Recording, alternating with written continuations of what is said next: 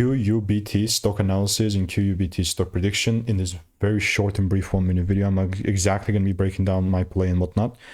And as I'm looking at quantum computing, I'm absolutely fuming to just double down, buy more. Now, as we're sitting at 16 bucks, this is how my chart is looking like. Why am I fuming? Because look, as the only guy in the space has done 42,000 videos and actually documented them all, I've seen what's making me money and what's not, especially this thing. Look at this. The real first buying phase was, you know, this pump. I mean, the first pump that I ever been a part of with QUBT at the time was $2. Look to take it to at least 470 6 months back. And from those 6 months back, well, this is actually such a crazy, yeah, this is so good.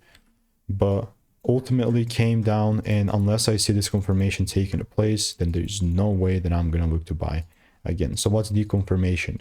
I just must see a shift. And if that shift does not happen, then I am not gonna buy. So that's how QUBT is looking like. Obviously, I have so many previous results in the Discord, with 14 results in the trade alert section.